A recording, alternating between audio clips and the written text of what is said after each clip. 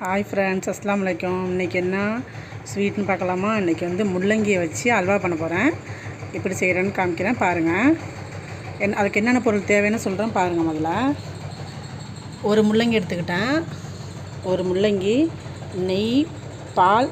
இதில் பால் அரை டம்ளர் ஊற்றினா போதும். முந்திரி, திராட்சை, ஏலக்காய், பாதாம், கார்ன்ஃப்ளவர் மாவு 2 ஸ்பூன் போட்டால் போதும். இப்போ முள்ளங்கி மிக்சியில் போட்டோம், அரைக்க போகிறோம். தண்ணிலாம் ஊற்றக்கூடாது, சும்மா தான் அரைக்கணும். அரைச்சிட்டு சில பேர் பால் புழிஞ்சி இதை பாலாக ஊற்றி செய்வாங்க. நான் அப்படியே போட்டு செய்வேன். ஹாய் ஃப்ரெண்ட்ஸ், அரைச்சாச்சு. மிக்சியில் நல்லா அரைச்சாச்சு. தண்ணிலாம் ஊற்றக்கூடாது, தண்ணி உள்ள பொருள் தான் இது. அரைச்சாச்சு. இதில் 2 ஏலக்காவும் சேர்த்து போட்டு அரைச்சிக்கலாம். அப்படி தனியாக தூள் போட்டு இருந்துச்சுன்னா போட்டுக்கலாம். அடுப்பத்தை வச்சு எண்ணெய் சட்டி வச்சாச்சு. நெய் ஊற்றணும்ல.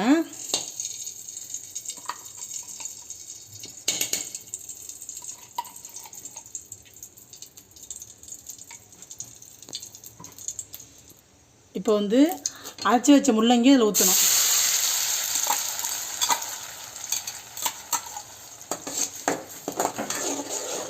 ஊற்றி நல்லா கிண்டிக்கிட்டே இருக்கணும். நான் ஒரு முள்ளங்கி தான் போட்டேன், அதனால தான் கொஞ்சமாக இருக்குது. நிறைய போடலாம்.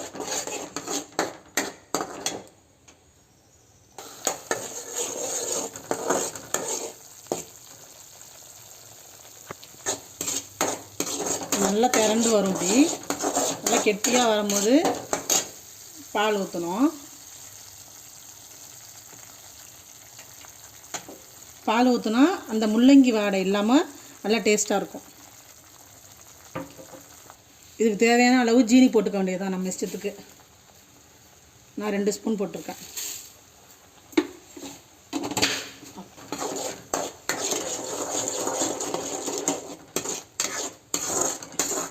முள்ளங்கி தான் பார்த்தேன். கார்ன்ஃப்ளவர் மாவு 2 ஸ்பூன் போட்டுக்கலாம். அப்போ தான் திக்னஸ் கொடுக்கும். கை விடாமல் கிண்டணும்.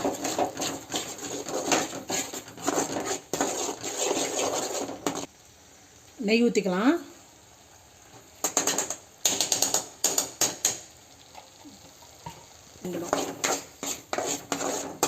நல்லா அந்த பதத்துக்கு வந்ததுக்கப்புறம் முந்திரி திராட்சை போட்டு இறக்க வேண்டியதான்.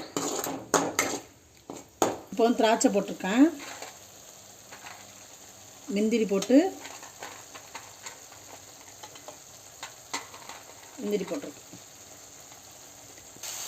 இது மாதிரி ஒட்டாமல் வருது பாருங்கள். அந்த பழத்துக்கு வந்துருச்சு. அல்வா பழத்துக்கு வந்துருச்சு. இது மேலே பாதாம் போட்டு இறக்கிட வேண்டியதுதான். அல்வா ரெடி ஆயிடுச்சு. பாருங்கள், சூப்பராக வந்திருக்கு. இந்த வீடியோ பிடிச்சிருந்தா லைக் பண்ணுங்கள், கமெண்ட் பண்ணுங்கள், ஷேர் பண்ணுங்கள், மறக்காமல் சப்ஸ்கிரைப் பண்ணுங்கள். ஹாய் ஃப்ரெண்ட்ஸ், அஸ்ஸலாமு அலைக்கும். இன்றைக்கி என்ன ஸ்வீட்னு பார்க்கலாமா? இன்றைக்கி முள்ளங்கியை வச்சு அல்வா பண்ண போகிறேன். எப்படி செய்கிறேன்னு காமிக்கிறேன் பாருங்கள். அதுக்கு என்னென்ன பொருள் தேவைன்னு சொல்கிறேன் பாருங்கள். முதல்ல ஒரு முள்ளங்கி எடுத்துக்கிட்டேன். ஒரு முள்ளங்கி, நெய், பால். இதில் பால் அரை டம்ளர் ஊற்றினா போதும். முந்திரி, திராட்சை, ஏலக்காய், பாதாம், கார்ன்ஃப்ளவர் மாவு 2 ஸ்பூன் போட்டால் போதும். இப்போ முள்ளங்கி மிக்சியில் போட்டோம், அரைக்க போகிறோம். தண்ணிலாம் ஊற்றக்கூடாது, சும்மா தான் அரைக்கணும். அரைச்சிட்டு சில பேர் பால் புழிஞ்சி இதை பாலாக ஊற்றி செய்வாங்க. நான் அப்படியே போட்டு செய்வேன். ஹாய் ஃப்ரெண்ட்ஸ், அரைச்சாச்சு. மிக்சியில் நல்லா அரைச்சாச்சு. தண்ணிலாம் ஊற்றக்கூடாது, தண்ணி உள்ள பொருள் தான் இது. அரைச்சாச்சு. இதில் 2 ஏலக்காவும் சேர்த்து போட்டு அரைச்சிக்கலாம். அப்படி தனியாக தூள் போட்டு இருந்துச்சுன்னா போட்டுக்கலாம். அடுப்பத்தை வச்சு எண்ணெய் சட்டி வச்சாச்சு. நெய் ஊற்றணும்ல.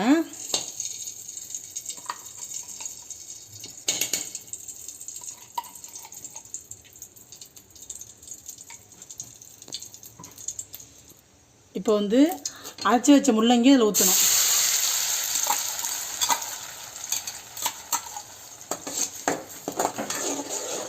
ஊற்றி நல்லா கிண்டிக்கிட்டே இருக்கணும்.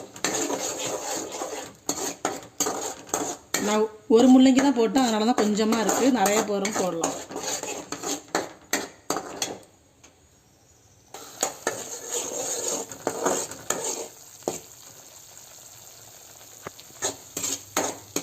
நல்லா திரண்டு வரும். இப்படி நல்லா கெட்டியாக வரும்போது பால் ஊற்றணும். பால் ஊற்றினா அந்த முள்ளங்கி வாடை இல்லாமல் நல்லா டேஸ்ட்டாக இருக்கும். இதுக்கு தேவையான அளவு ஜீனி போட்டுக்க வேண்டியதுதான் நம்ம இஷ்டத்துக்கு. நான் 2 ஸ்பூன் போட்டிருக்கேன்.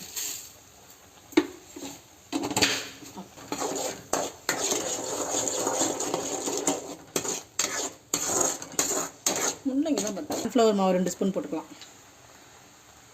அப்போ தான் திக்னஸ் கொடுக்கும். கை விடாமல் கிண்டணும்.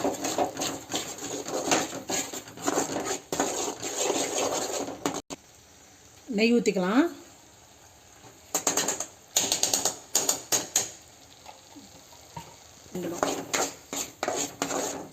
நல்லா அந்த பதத்துக்கு வந்ததுக்கப்புறம் முந்திரி திராட்சை போட்டு இறக்க வேண்டியதான். இப்போ வந்து திராட்சை போட்டிருக்கேன். முந்திரி போட்டிருக்கேன்.